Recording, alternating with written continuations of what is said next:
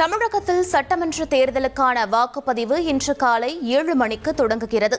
234 தொகுதிகளிலும் ஒரே கட்டமாக வாக்குப்பதிவு நடைபெறும் நிலையில் 4023 வேட்பாளர்கள் களத்தில் உள்ளனர்.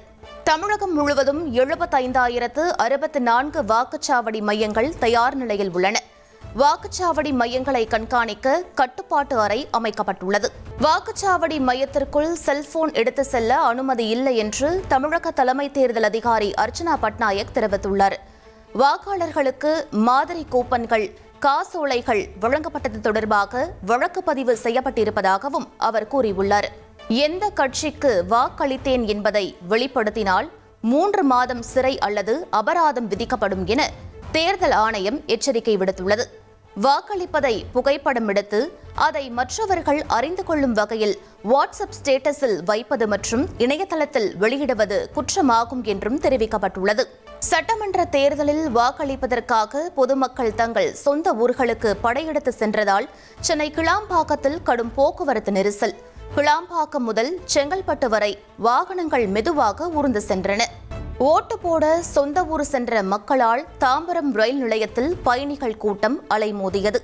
தென் மாவட்டங்களுக்கு செல்லும் ரயில்களில் பயணிகள் முண்டியடித்து ஏறினர். சட்டமன்ற தேர்தலுக்கு வாக்களிக்க சென்றவர்களுக்காக சென்னையில் பள்ளி மற்றும் கல்லூரி பேருந்துகளை போக்குவரத்து துறை களம் இறக்கியது. பேருந்துகளுக்கு தட்டுப்பாடு ஏற்படுவதை தவிர்க்கும் வகையில் பள்ளி மற்றும் கல்லூரி பேருந்துகளும் வாடகைக்கு எடுத்து இயக்கப்பட்டன.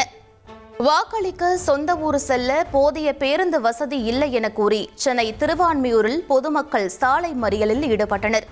திருவான்மியூரில் பேருந்து நிலையத்தில் நீண்ட நேரம் காத்திருந்தும் பேருந்து கிடைக்கவில்லை என கூறி போராட்டம் செய்ததால் பரபரப்பு ஏற்பட்டது.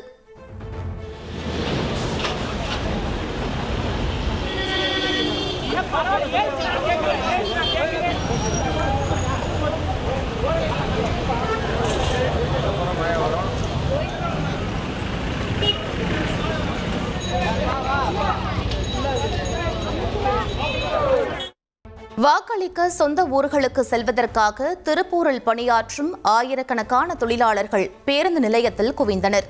திண்டுக்கல், மதுரை, தேனி உள்ளிட்ட மாவட்டங்களுக்கு போதிய பேருந்துகள் இயக்கப்படவில்லை என கூறி தொழிலாளர்கள் சாலை மறியல் போராட்டத்தில் ஈடுபட்டனர்.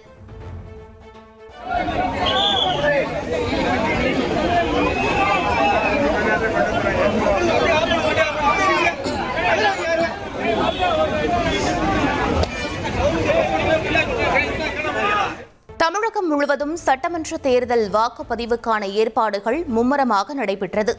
வாக்குச்சாவடிகளுக்கு பலத்த போலீஸ் பாதுகாப்புடன் இவிஎம் எந்திரங்கள் கொண்டு செல்லப்பட்டன.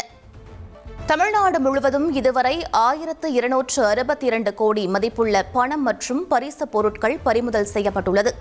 ரொக்க பணமாக 543 கோடி ரூபாய் பறிமுதல் செய்யப்பட்டிருப்பதாக தமிழக தலைமை தேர்தல் அதிகாரி அர்ச்சனா பட்நாயக் தெரிவித்துள்ளார்.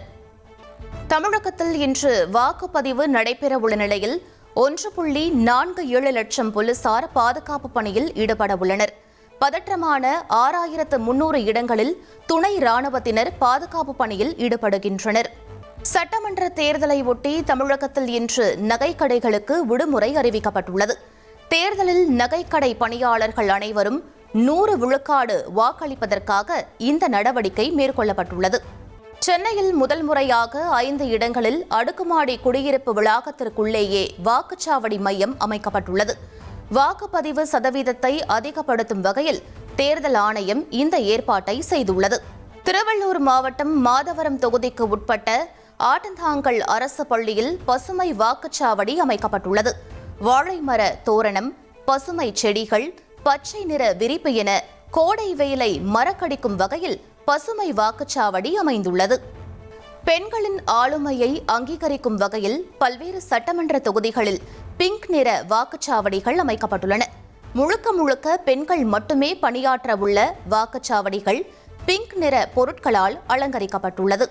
தேனி மாவட்டம் ஆண்டிப்பட்டி சட்டமன்ற தொகுதிக்கு உட்பட்ட வெள்ளிமலை பகுதியில் 5 வாக்காளர்களுக்காக மட்டும் ஒரு வாக்குச்சாவடி அமைக்கப்பட்டுள்ளது. அடர்வனத்தை தாண்டி செல்ல வேண்டியிருப்பதால் முன்கூட்டியே இவிஎம் எந்திரங்கள் பலத்த பாதுகாப்புடன் அனுப்பி வைக்கப்பட்டுள்ளன. சட்டமன்ற தேர்தலை ஒட்டி சென்னையிலிருந்து தென் மாவட்டங்களுக்கு செல்லும் விமான டிக்கெட் விலை கிடுகிடுவென உயர்ந்துள்ளது. சென்னையிலிருந்து தூத்துக்குடிக்கு 17,527 ரூபாயாகவும் மதுரைக்கு 13,320 ரூபாயாகவும் அதிகரித்துள்ளது.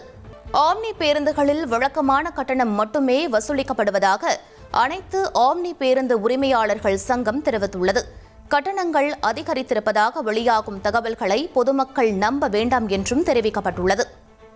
திமுக மற்றும் கூட்டணி கட்சி வேட்பாளர்களுடன் முதலமைச்சர் ஸ்டாலின் காணொலி காட்சி வாயிலாக ஆலோசனை.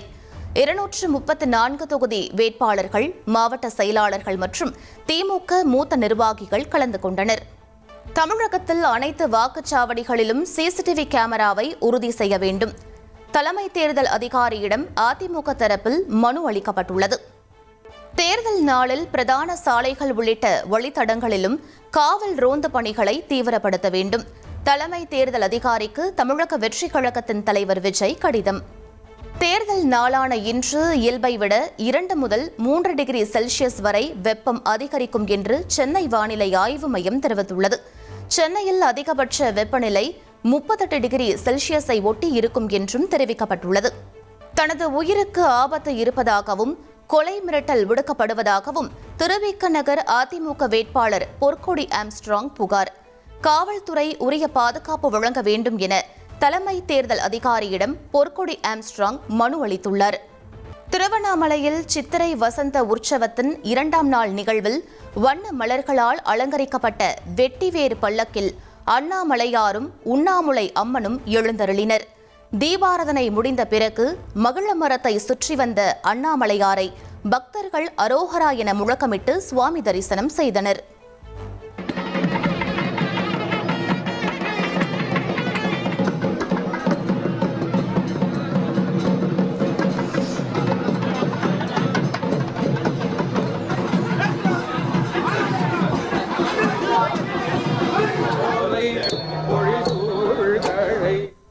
உதகை தொட்டபெட்டா மலைச்சிகரத்தில் முகாமிட்டிருந்த ஒற்றை காட்டு யானை நகருக்குள் புகுந்ததால் பொதுமக்கள் அச்சத்தில் உள்ளனர். தொட்டபெட்டா மலை சிகரத்திற்கு சுற்றுலா பயணிகள் செல்ல தடை விதிக்கப்பட்டுள்ள நிலையில் யானையை உடனடியாக வனப்பகுதிக்குள் விரட்ட பொதுமக்கள் கோரிக்கை விடுத்துள்ளனர். பிரதமரை அவதூறாக பேசிய புகாரில் காங்கிரஸ் தேசிய தலைவர் மல்லிகார்ஜுன கார்கேவுக்கு தேர்தல் ஆணையம் நோட்டீஸ் அனுப்பியுள்ளது. சர்ச்சை கருத்து தொடர்பாக 24 மணி நேரத்திற்குள் விளக்கமளிக்க வேண்டும் என உத்தரவிடப்பட்டுள்ளது. தூர்தர்ஷனில் நாட்டு மக்களுக்கு பிரதமர் ஆற்றிய உரை தேர்தல் நடத்தை விதிகளை மீறியது என உச்சநீதிமன்றத்தில் வழக்கு. கேரளாவைச் சேர்ந்த காங்கிரஸ் எம்பி TN பார்த்திபன் தொடர்ந்த வழக்கில் தேர்தல் ஆணையம் உரிய நடவடிக்கை எடுக்க உத்தரவிட வேண்டும் என வலியுறுத்தியுள்ளார். சென்னையில் ஆபரண தங்கத்தின் விலை நேற்று சவரனுக்கு 400 ரூபாய் குறைந்தது. 1 கிராம் 14,250 ரூபாய்க்கும், 1 சவரன் தங்கம் 1,14,000 ரூபாய்க்கும் விற்பனை செய்யப்படுகிறது. நீட் தேர்வுக்கான ஹால் டிக்கெட் 26ஆம் தேதி வெளியிடப்படும் என்று தேசிய தேர்வு முகமை அறிவித்துள்ளது. நாடு முழுவதும் மே 3ஆம் தேதி நீட் தேர்வு நடைபெறும் நிலையில் 28 லட்சம் மாணவர்கள் தேர்வை எழுத உள்ளனர். இந்தியாவில் ஆன்லைன் விளையாட்டுகளை முறைப்படுத்த ஆன்லைன் கேமிங் ஆணையம் அமைப்பு மத்திய அரசு அரசாணை வெளியிட்டுள்ளது. தமிழக தலைமை செயலாளராக சாய்குமாரை நியமித்த தேர்தல் ஆணையத்தின் உத்தரவை ரத்து செய்ய கோரிய வழக்கு தள்ளுபடி. சென்னை உயர்நீதிமன்றம் தலைமை நீதிபதி SA தர்மாதிகாரி நீதிபதி G அருள்முருகன் அமர்வு உத்தரவு. கேரள மாநிலம் திருச்சூர் வெடி விபத்தில் உயிரிழந்தவர்கள் எண்ணிக்கை 14ஆக அதிகரித்துள்ளது. வெடி விபத்து குறித்து நீதிபதி CN ராமச்சந்திரன் தலைமையில் விசாரணை நடத்தப்படும் என்றும் தெரிவிக்கப்பட்டுள்ளது. நாடாளுமன்றத்தில் மகளிர் இடஒதுக்கீடு மசோதா நிராகரிக்கப்பட்டதற்கு எதிர்ப்பு தெரிவித்து டெல்லி பல்கலைக்கழகத்தில் மாணவிகள் போராட்டத்தில் ஈடுபட்டனர். மகளிர் இடஒதுக்கீட்டை தொகுதி மறுவரையறை நடவடிக்கையுடன் இணைக்கக்கூடாது என்றும் உடனடியாக 33% இடஒதுக்கீட்டை செயல்படுத்த வேண்டும் என்றும் மாணவிகள் வலியுறுத்தினர். உத்தரப்பிரதேச மாநிலம் சுல்தான்பூரில் உள்ள பூர்வாஞ்சல் விரைவு சாலையில் இந்திய விமானப்படையினர் தீவிர பயிற்சியில் ஈடுபட்டனர். அவசர காலங்களில் சாலைகளை பயன்படுத்தும் நோக்கில் போர் விமானங்கள் மற்றும் ஹெலிகாப்டர்களை தரையிறக்கி ஒத்திகை பார்க்கப்பட்டது.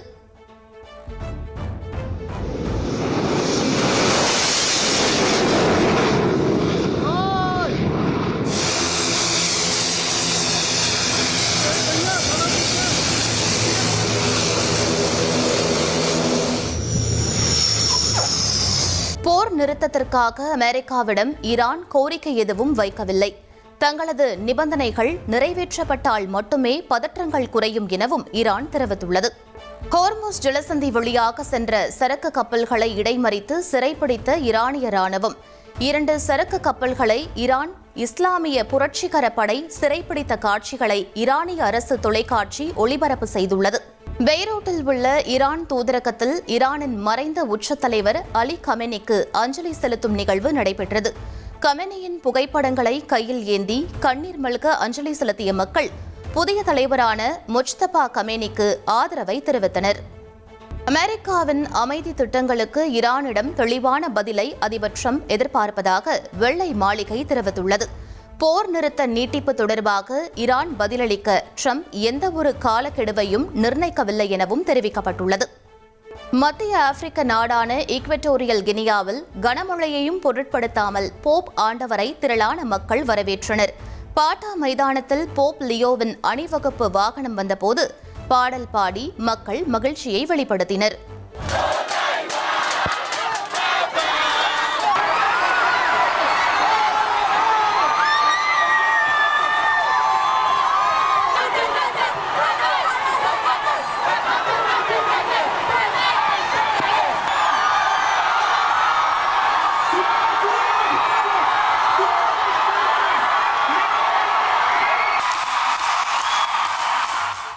நேபாள உள்துறை அமைச்சர் சூடான் குருங் ராஜினாமா. முறைகேடாக பல்வேறு நிறுவனங்களில் முதலீடு செய்ததாக குற்றச்சாட்டு எழுந்த நிலையில் ராஜினாமா செய்தார். பிரிட்டனில் சிகரெட் பயன்பாட்டை முற்றிலுமாக ஒழிக்கும் நோக்கில் வரலாற்று சிறப்புமிக்க சட்டம் நிறைவேற்றப்பட்டுள்ளது. 2009ஆம் ஆண்டு ஜனவரி 1ஆம் தேதி அல்லது அதற்கு பிறகு பிறந்த எவரும் இனி பிரிட்டனில் சிகரெட்டுகளை சட்டப்பூர்வமாக வாங்க முடியாது. IPL தொடரின் நேற்றைய லீக் போட்டியில் லக்னோ அணியை வீழ்த்தி 40 ரன்கள் வித்தியாசத்தில் ராஜஸ்தான் அணி வெற்றி பெற்றது. முதலில் ஆடிய ராஜஸ்தான் அணி 159 ரன்கள் சேர்த்த நிலையில் லக்னோ அணி 119 ரன்களுக்கு ஆட்டமிழந்து தோல்வியடைந்தது. IPL கிரிக்கெட் தொடரில் இன்று சென்னை மற்றும் மும்பை அணிகள் மோதுகின்றன. வாங்கடை மைதானத்தில் இரவு 7:30 மணிக்கு போட்டி தொடங்கும் நிலையில் தோனி விளையாடுவாரா என ரசிகர்கள் எதிர்பார்ப்பில் உள்ளனர். Enrich Money வழங்கும் investor awareness conclave second edition April 25 Anna centenary auditorium Chennai. Book now on book my show, ticket 9, marketacademy.in.